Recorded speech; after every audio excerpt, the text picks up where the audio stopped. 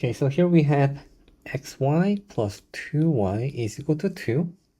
And on the bottom, we have 1 over x plus 2 squared plus 1 over x plus 2 minus 6 is equal to 0. Okay. So here's what I would do. Just manipulate the top equation and try to plug it in. And we'll go from there. Okay.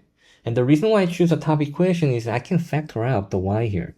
Can you guys see it? Y and y. Let's factor out. You're gonna factor that out. And we have x and 2 that we use a distributive property to factor out. And we have 2 here. Now, pay attention to this part.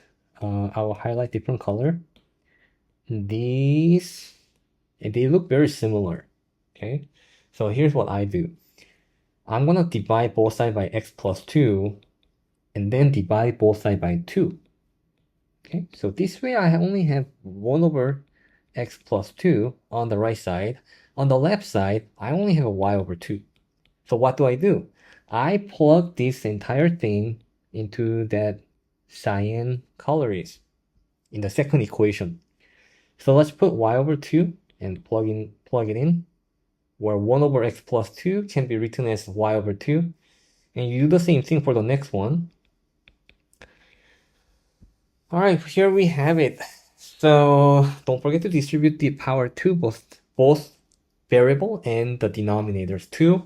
You get y squared over 4 plus y over 2 minus 6 equal to 0.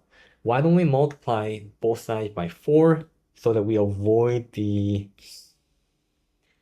denominator?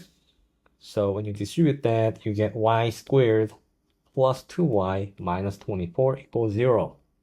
Now, if you got this far, we gotta do what? Factor. And give it a try.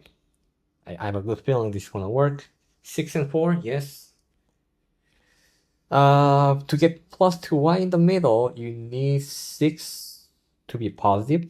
Because when you do the inside, you get 6y. But outside, we need a minus. So that 6y minus 4y will give you 2y. Okay, once you get this far, use the zero product properties to set x plus 6 equals 0 or y minus 4 equals 0. Then y can equal to negative 6 or y can equal to 4. So what is the one possible value of absolute value of y? So, if you put the absolute value around negative 6, you can have 6 or 4 because absolute value of positive number will still be a positive. But one thing to be careful. If you ignore this absolute value and put negative 6, you're not gonna get right. Okay, you're gonna lose a point. So if you just want to be more, want to play in the safer ground, so I say just go with the positive answer. Okay, so either of these answers will work, but don't put both.